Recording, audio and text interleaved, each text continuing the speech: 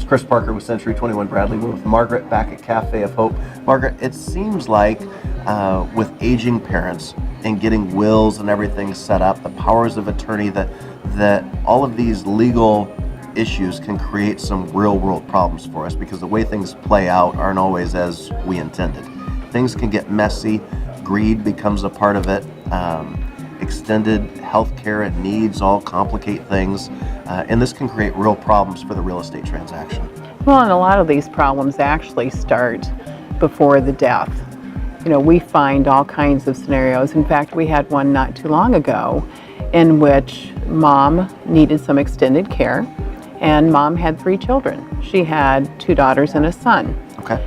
Well, mom was living with one of the daughters, and it's easy for one of the kids to have a power of attorney.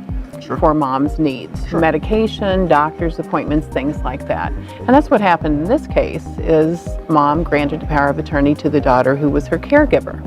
Well, unbeknownst to anyone, the daughter, after a certain amount of time, probably felt that she was due a little bit of more of the inheritance because of the time that she spent taking care of mom.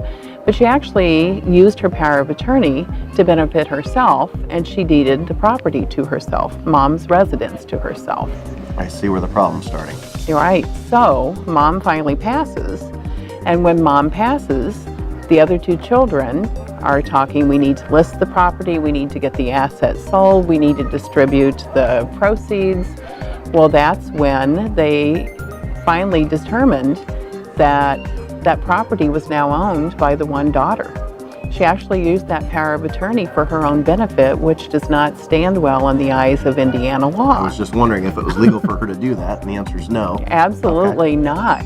So what happened, in order to restore the ownership to the rightful people, because in mom's will, she said share and share alike with her children, and the one daughter obviously took care of her interest, and so that property, the deed got overturned by the courts, and that property was then restored to the 3 rightful owners.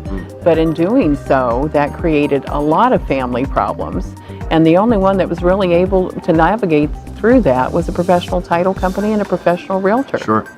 And so if that property were transferred with that mess in place, that could create some liability and definitely some complications for a new buyer. Even though everything was able to get straightened out, there'd still be some drama that would come as that unfolds with the transferring of the property. Well, not only drama, but it would cost the buyer a lot of money to defend their ownership in the property. Sure.